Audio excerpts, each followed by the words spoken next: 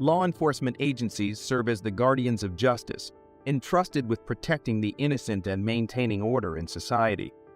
Despite the good intentions of protecting the law, a shadowy underbelly appears, a hidden world populated by people who violate their pledge and dishonor the badge they wear. These dirty cops seriously jeopardize the foundation of a just and equitable society. What do you think should be the punishment for dirty cops? Watch the video to find out the shameful crimes these officers committed.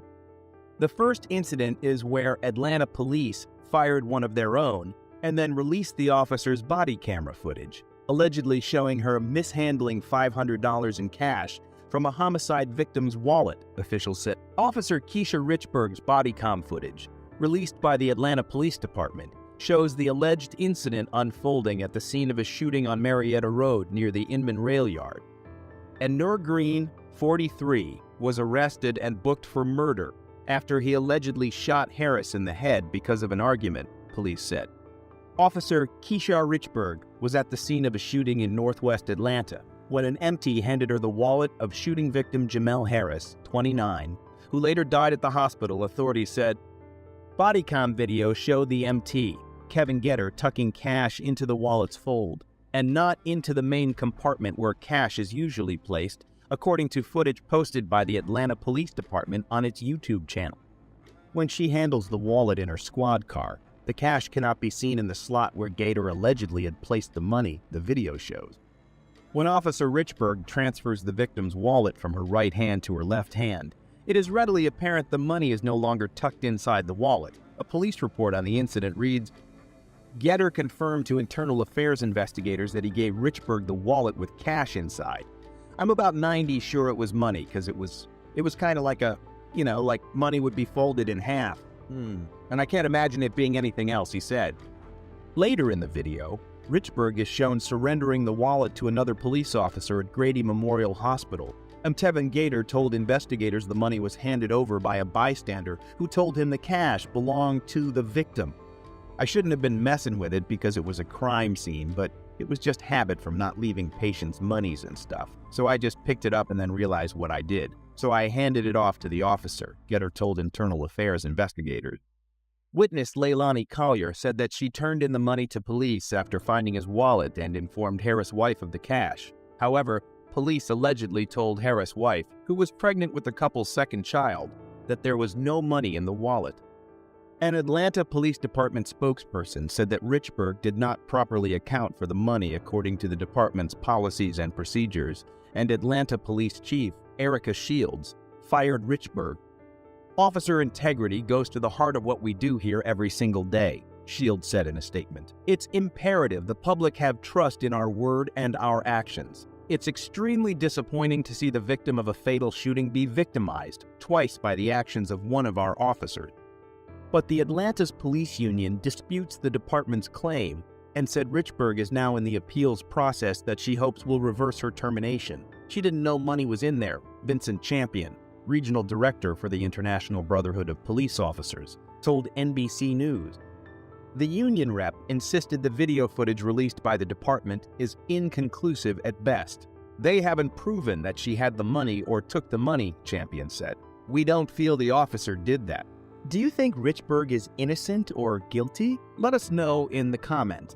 The next incident is proof that social media is becoming a menace. TikTok user and police officer Brianna Strauss left netizens disappointed in the police force after speaking about her privileges. In a video, Strauss was seen reminding viewers that she can speed without getting in trouble. She also said that officers can find a reason to pull drivers over if they stay in front of them long enough. The video has led to a lengthy debate about police officers' entitlement, with people taking to Twitter to call her out. Brianna Strauss works with the Federal Way Police Department in Washington State. In the now viral video, she told viewers that the police are above and beyond the law and do not have the same rules as the citizen. This has led netizens to believe that Strauss was abusing her power after she became an authoritarian figure. If we're driving on the freeway in our police car, get the fuck out of our way. Get the fuck out of the way. If you merge and we follow behind you, and we merge too, you're probably in trouble. Best way to find that out is to get the fuck out of the way. I can go 90 miles an hour. You can't. You Can't do that. So get the fuck out of the way. If us officers stay behind you long enough, we can find a reason to pull you over, so you might as well get the fart kick out of the way. The video, which has garnered massive traction on social media, has since been deleted from Brianna Strauss's profile. However, netizens were quick to screen record the video. The video found its way to Twitter as well, where it amassed over 3.5 million views and more than 52.7 thousand likes. Netizens were not pleased to hear the officer's comments, and many were disgusted by her tone and autarkic demeanor. Several internet reasons stated that her behavior of looking untouchable was a reason why they did not believe in the police system. The officer went on to receive a 10-hour suspension, which would mark it as one shift without pay. Additionally, when people learnt of Strauss's suspension of only 10 hours, they were left furious. Many called for the officer to be fired instead of being suspended for such a short duration of time. The Federal Way Police Department conducted an investigation into the video and looked into possible violations of standards. They also looked into the officer's previous disciplinary issues. Commander Kurt Schwann from Federal Way that the police officer did not have previous disciplinary issues. They went on to determine that Strauss broke the department's code of conduct when it came to their social media and personal conduct. Do you think that punishment was enough for the arrogant police officer? The next incident is of a Florida deputy who was caught for drunken driving. According to online booking records maintained by the Pinellas County Sheriff's Office, Shelby Elise Coniglio, 26, was charged with one count of operating a vehicle while intoxicated with a blood alcohol content of 0.15 or more. Florida law presumes someone is too impaired to drive at 0.8. Coniglio served as a constable in the Patrol Operations Department for the Pinellas County Sheriff's Office from September 10, 2018. According to a press release from the Sheriff's Office, St. Petersburg Police stopped Coniglio about 1:37 a.m. at 108th Avenue North and 4th Street North in St. Petersburg. Police said Coniglio showed signs of impairment through slurred speech, bloodshot eyes, and she also struggled to remain steady on her feet, officers noted. Police also said she had an odor of alcohol on her breath. Officers said that Coniglio agreed to perform field sobriety tests, but performed poorly on them, and that she submitted to a breath sample, which indicated she had a blood alcohol concentration above the legal limit. Officers said Coniglio submitted a breath sample that indicated she had a breath alcohol content level of 206/219, according to the Sheriff's Office. Her blood alcohol level was also higher than the state limit of 0.8. Coniglio was arrested and booked into the Pinellas County Jail and was released on her own recognizance. However, per the Sheriff's Office policy, Coniglio's employment was immediately terminated following the arrest. What do you think is the best way to protect citizens from dirty cops like this? Let us know in the comments, and don't forget to like and subscribe. A succession of events took place in silence, revealing a network of deceit and criminality. Charlene, a member of the prison staff, started it all when she had an affair with an inmate. Charlene lost her job and could face legal consequences because federal law prohibits any sexual interactions between prison employees and inmates. A zero-tolerance policy against sexual assault in prisons was instituted after this occurrence. Just called our 911, called her back, and she said then that he had a gun. They were asking them to leave. So I don't know anything since then. Okay. So nobody's here has been injured? No, that's what I told him when I called. He told me that in case he killed her. At the same time, a frightening event took place in a residence. Authorities entered the building and found evidence of a fight in various locations. They found Kelly's motionless body in the kitchen, surrounded by evidence suggesting she had been murdered. The police had a quick and easy time zeroing in on William as their main suspect. Which house? This house right here. Has anybody confirmed? We have not confirmed. We just pulled up, just got what she stated. All right, has anybody been in? No, we just pulled up. He's saying you're saying he called you. Yeah. Can we get anybody to the door? Where is he at? We haven't approached. All right, but I want to make sure he's not in here with a gun. Kelly was a paramedic in Columbus, Georgia, who often went out of her way to help those around her. Those that knew her admired her, but Kelly kept a secret from everyone. His formidable threat was due in no small part to his vast experience in SWAT and police tactics. But then, something out of the ordinary happened. The police were notified of William's car accident by phone call. They hurried to the hospital and quickly located their bleeding and battered suspect there. After William was released, the official investigation began in an interrogation room. Violation of office and possible complicity in Kelly's death were among the charges that loomed. William was asked about two women, Becky and Kelly, during the interview. The purpose of this interview is just to talk to you about a case that we're working on, former Sergeant Talley. We knew you had some type of relationship with him, whether it was a personal relationship, whether it was a friendship, or just as a co-worker. But we'll let you answer those questions. So we'll just start with just some brief questions about your knowledge about former Sergeant Talley. How long have you known him? Oh man, ever since he's been here, several years. Okay. Do you have any idea about how long he's been working here at the police department? I really don't. I mean, off the top of my head, I would imagine over 10 years. I would think, I don't know, probably 10, 12 years. Okay. I really don't know. How long have you been working here? 28 years. Kelly was his lover, but it later came out that William was married to another lady named Rebecca Talley. William's expression changed from one of bewilderment to one of evident anguish, yet his veracity remained in doubt. William's feelings bubbled to the surface as the investigator continued to pry. His anger seemed genuine to some extent, but there was also the sense that he was just using it as a ploy to shift blame away from himself and vent his discontent with his current situation. The tense interview ended when William finally got a lawyer. William Halley knew that the ins and outs of the police department, but he was still given a life sentence since the evidence against him was so strong. Became a team leader, because at that point we'd always, if we had a mission, I'd always get with him and we would talk about the mission and get a game plan together, do our ops plan, and work that way. It was a shock to all of us. Yeah. I understand. It's a shock all the way around, man. Yeah, both sides. Both sides, believe me. It's like, how do you come to this place? I mean, and then trying to... We all human, man. And see all that crap on Facebook and trying to blame the police. This ain't got nothing to do with police. Ain't got nothing to do with anything. It's two human beings. That's right. Some people snap sometimes, no matter what their career is. Oh, there you go. They'll be flipping burgers, they're gonna snap the same way if you a cop, a judge, or whatever. Ain't got nothing to do with your career. I agree. The only lead that the police had was that he left the crime scene in Kelly's vehicle. They knew he had not only received police training, but SWAT as well, so he would be difficult to find. The complexity and intensity of feelings involved in this case exemplified the determination of law enforcement to bring about justice.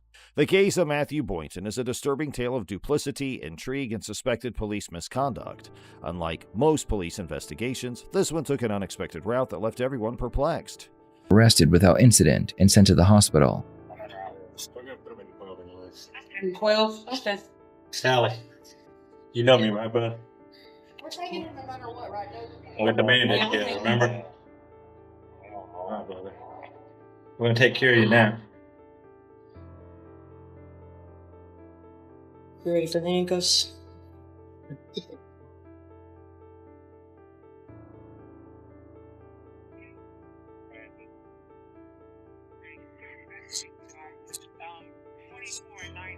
After William was cleared at the hospital, he was put into an interrogation room. Hey, man. Like some water? Sure. A cup of coffee? You sure? Well, we got a bottle of water here just in case you need it.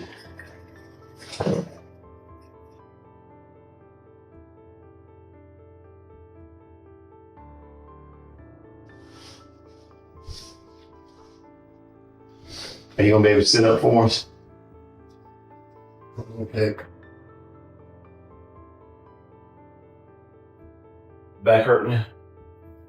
On April 15, 2016, officers discovered Jessica Boynton concealed in a closet with a gunshot wound to her head and a police-issued pistol in her hand. The county sheriff proclaimed her dead at the scene, but a medical evaluation at the hospital showed a completely different scenario. There were no gunshot wounds or bullets, only evidence of a blunt force attack to the back of her skull. Jessica's condition, while critical, did not support the sheriff's determination.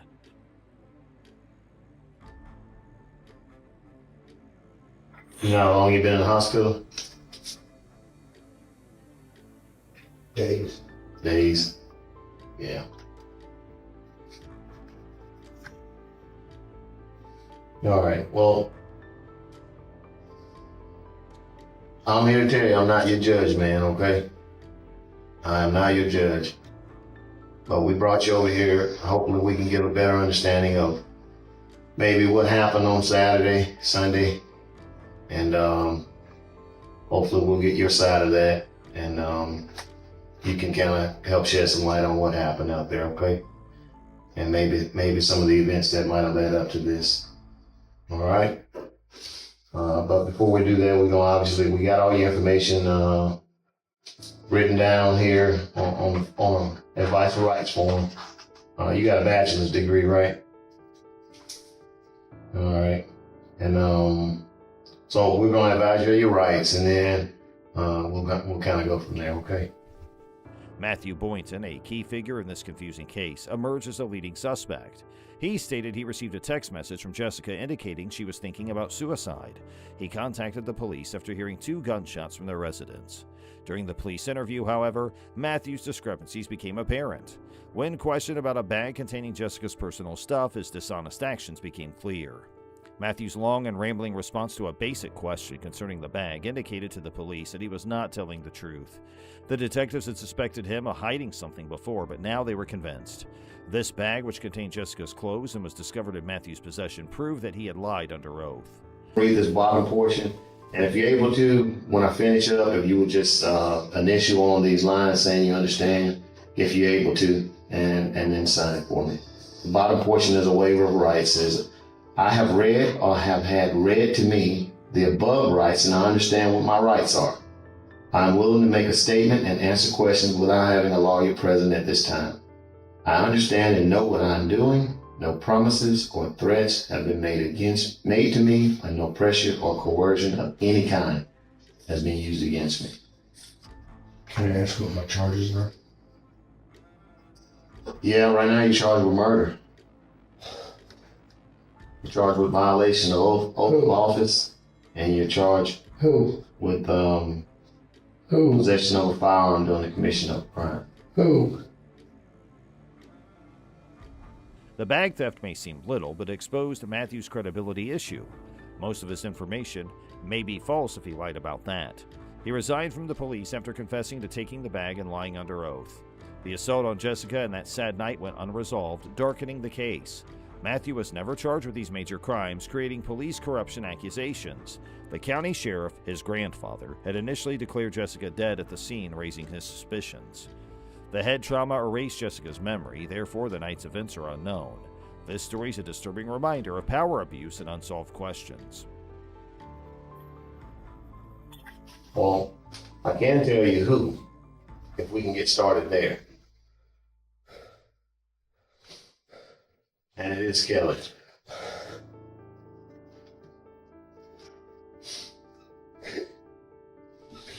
No! Don't do that. No! No! Tally, come on. Tally. Deal. Billy.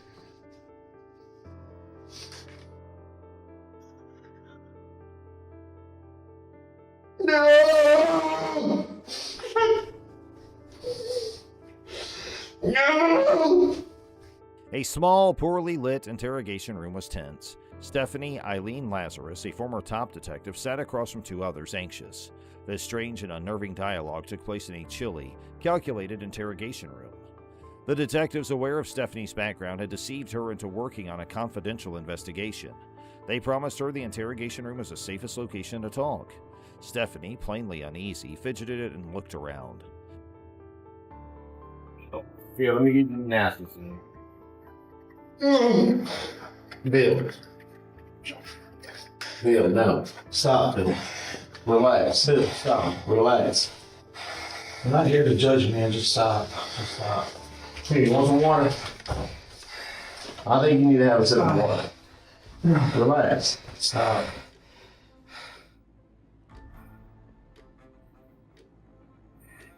It's all unnecessary, Bill. If you don't want to talk to us, that's fine, but let's not do this, okay? Okay? Let's not do this, okay? The 1986 murder of Sherry Rasmussen went unsolved for 23 years. Shot 3 times, Sherry was found dead at home. It was initially assumed to be a bungled burglary, but the inquiry failed.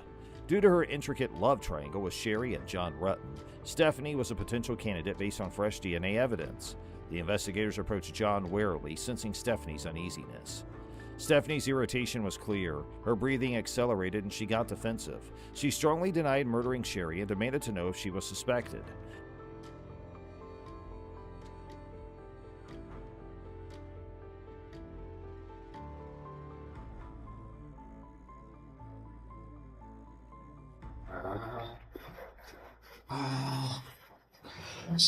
Oh, God.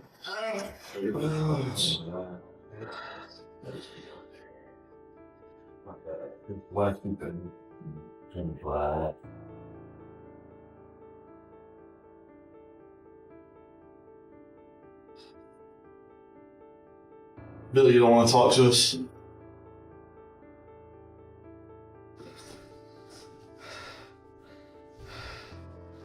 Are you aware that you have an attorney to represent you or not? Nobody's talking to me about anything. Okay. Stephanie hesitated when the competent detectives requested for a DNA sample, sensing the gravity of the issue. She considered legal representation. The investigators arrested her after gathering enough evidence during this tense conversation, despite her brief cooperation.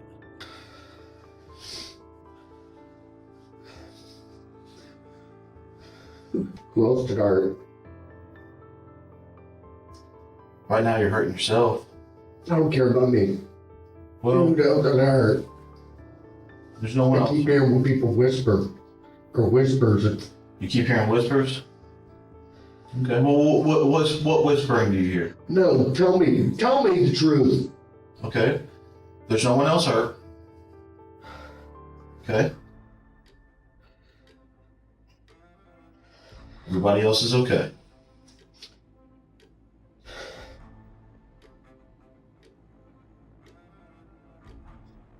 Kelly's dead. Yes.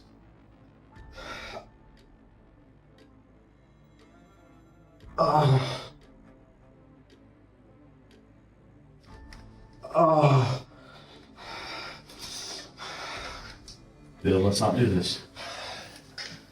Take me back to jail. Take you back to jail. Take me back to jail. All right. Calm down. We'll take you back. Okay? Hey, look, why don't you sit up and hold your head up so all that blood don't rush to your head, okay? Sit up for me. Okay. Down. There you go. Sit up for me, man. Sit up. You got all that blood rushing down to your head. You know better than that, okay? Relax. Relax. Months later, the courtroom would host this twisted drama's finale. Stephanie Lazarus was tried for murdering Sherry Rasmussen. The verdict was damning. First-degree murder. After 2 decades of hiding her guilt, Stephanie was sentenced to 27 years. The end of a famous investigator who had escaped justice for too long began with this weird and unsettling interrogation room showdown.